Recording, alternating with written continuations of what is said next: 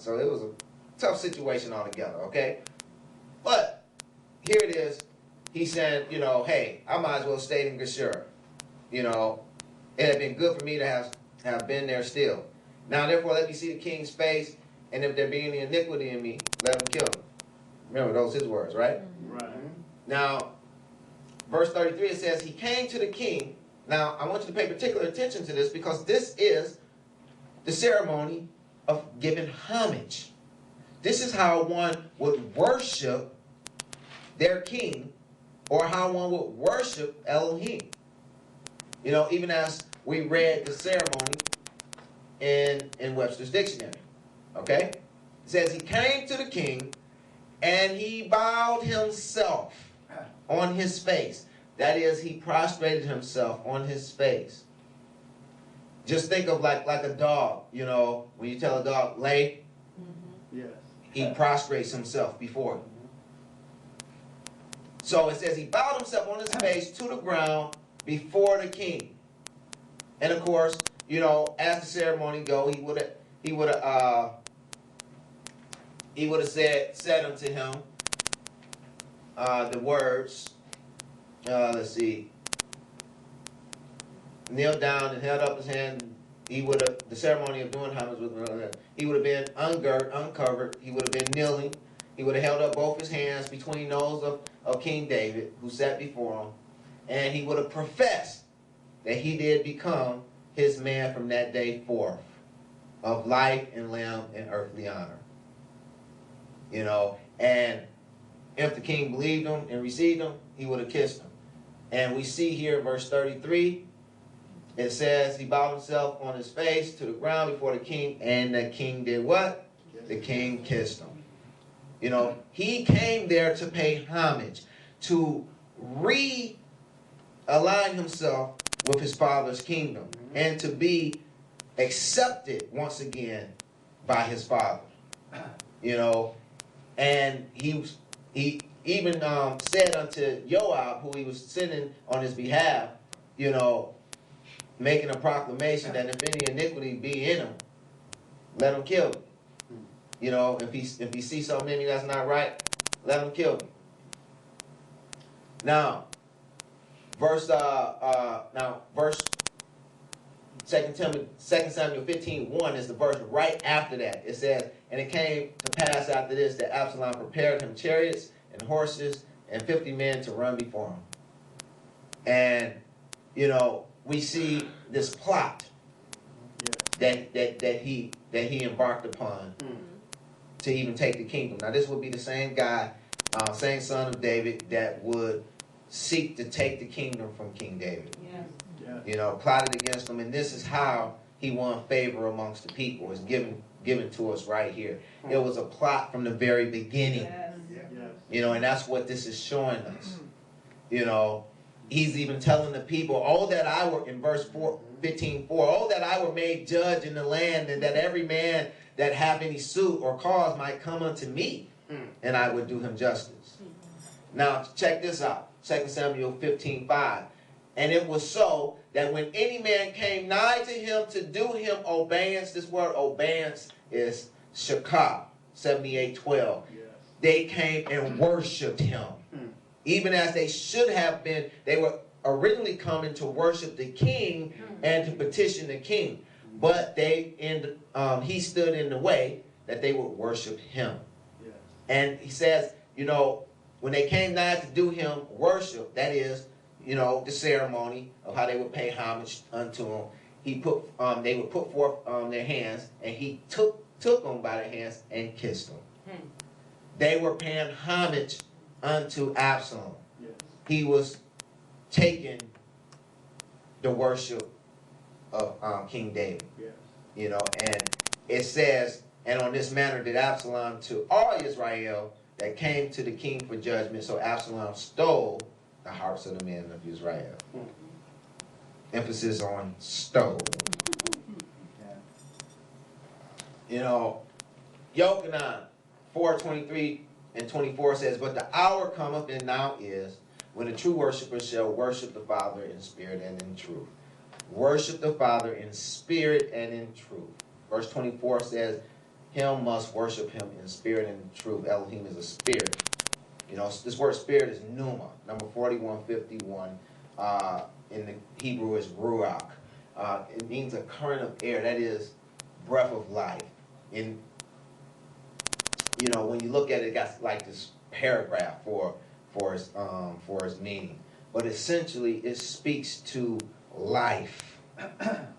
Life in and of itself. What Yahushua is saying is that we must worship Elohim, that is, pay our respect to Elohim with our external actions, and do gestures indicative of deep respect with dedicated loyalty in spirit, that is, in every breath of life, and in truth. What is truth? Yochanan 17:17 teaches us, sanctify them through thy word is truth. You know, so in every breath of life, we're to worship Elohim and in his word, you know, in accordance to his word, which is truth. Yeah. Joy, something to comment? Yeah, it's interesting, the story of Absalom, because he was the eldest son. He was really in line, rightfully, to be the king. And King David at this time, in his old age, was very ineffective. He was in very poor health. It's kind of funny today reading that they didn't have, you know, medicine in those days, and his circulation was so bad, the only thing they could think to do for him was to take a pretty young virgin and throw her in bed with him to try and get his circulation going. I don't know if that worked, but scholars believe that David was actually probably semi-senile. And this was bad because he was the king of a large nation and very ineffective in that state. And Absalom was really in line to succeed him. But you saw the morality of Absalom, that he was not willing to wait. He was not willing to honor his father as the legitimate king. David, for whatever reason, would not resign. Maybe perhaps he was too out of it to know what he was doing. We don't know, but David wouldn't resign. So Absalom was going to have a palace revolt and take over, and it really showed his immorality. And he was really, although he was the eldest, he was unfit to be king. So it's kind of an interesting story there about Absalom, but things were apparently pretty bad because King David was in no shape to be running a large, important kingdom, and wouldn't resign, and they didn't know what to do about it. They wait until he died, so anyway, that's the story with him.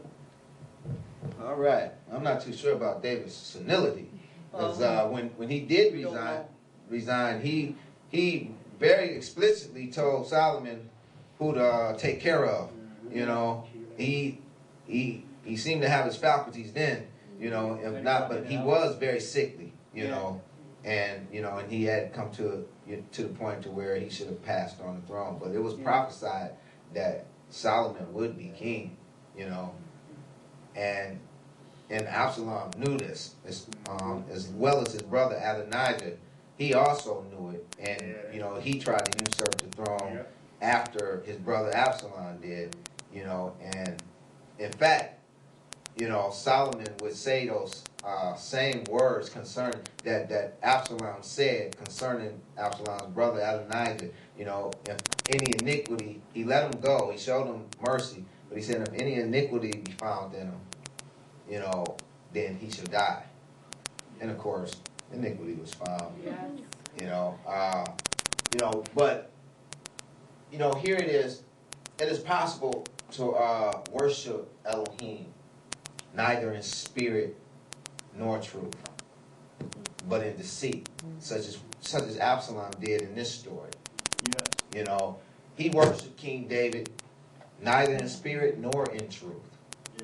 Yes. It was just a show. He put on a show at the time when he was in the presence of King David. He put on a show, and he was accepted by King David, but it was up under neither spirit nor truth, but deceit. Now he did endure formality of giving homage.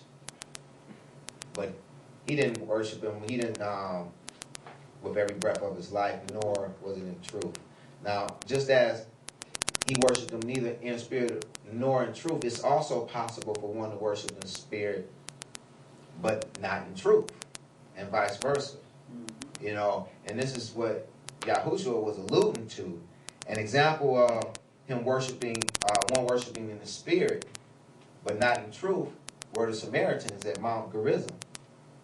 You know, you had some that was really devout, that was going to that temple, that was worshiping Elohim. But even though it was in the spirit, the right spirit, it wasn't in truth, because they didn't have the truth. The truth was in Jerusalem. You know, an example of worshiping in truth but not in the spirit were the Yahudim. You know, even as their name means praise, they praised Yah, you know, and they had the truth of Yah, but they didn't worship him in spirit. That is, they didn't worship him with every breath of their life. They didn't worship him with their livelihood, you know. And even as the prophet would say that they paid him lip service, but their hearts was far from him. Yes. You know, so they worshiped Yah in truth, but not in spirit. And the Messiah is saying no more of that, because he's here to set the record straight. And the time is come up and now is that true worshipers shall worship the Father in spirit and in truth. For the Messiah has come and revealed the truth to everyone. No longer is the word of Elohim hidden within the grasp of a priesthood and not shared with the laity. Now the word is made available to everyone. Whomsoever will can come and take part in the word, share the word, share in the word. So the truth has been spread abroad. And anyone, you know, can choose to worship him in spirit. That is, you know, in their everyday life. You know, so we do have a unique opportunity that didn't exist until this time. You know, that Yahushua spoke with the Samaritan woman. Because you were either like the Israelites, you know, who didn't have the truth, knew of Elohim and worshiped him, but they didn't have the truth. So they couldn't worship him in truth. Or either you were like the Yahudim, who had the truth, you know, but didn't know how to apply it to their lives. They didn't know how to apply the spirit of the word to their lives. You know, so hence they both were off and they both got evicted from the land. But praises be to Yah that in Messiah we have both the spirit and the truth. We have the Ruach HaKodesh that teaches us the spirit of the word, leads us and guides us into all truth of Yah's word. You know, so that is awesome that we're at that point. Yochanan 4:25, the woman saith unto him, I know that Messiah cometh, which is called Christ, or Christos. When he is come, he will tell us all things. You know, she was back kind of not, you know, knowing if he was telling, you know, if she should believe him or not. You know, so she was, it seemed, seemingly to me, I should say, you know, it's like she was saying, you know, well, I don't know about that, but I tell you what I do know. I know that when the Messiah comes, he will tell us all things. You know, we'll know the whole truth when he comes. You know, that's the one I'm waiting on. You know, people still say that now today, do they not? You know, hereby we can deduce that the Samaritans knew of and was awaiting the Messiah. Also know that the woman seemed to be unsure. I just said that, didn't I? You know, so she was waiting for the Messiah to come and put things straight, but then the Messiah dropped a bomb on her in verse 26. Yahushua saith unto her, I that speak unto thee am he. Yes. Whoa. That was heavy. Now she's like, what? You know, he's here. You know, and upon this came his disciples and marveled that he talked with the woman. Yet no man said, what seekest thou, or why talkest thou with her? You know they were wondering, but none of them got the nerve to, to ask, And verse 28 says, the woman then left her water pot, hallelujah, and went her way into the city and said to the men, and that's where we're going to stop. But it says, why do you think it's recorded that the woman left her water pot? Because she got what she asked for. See, because she didn't have, even though she didn't have a head, so she couldn't bring her husband. So because she didn't have a husband, so Yah seen it fit to give her what she asked for, that living water that was bubbling up, springing up from her insides, where she didn't even need that water pot no more. She had that living water within her. She didn't need the drink of that dead water no more. She had the living water even within her. Yes. And she ran off to share that living water, and we'll talk about her sharing that living water next week. Amen. Hallelujah.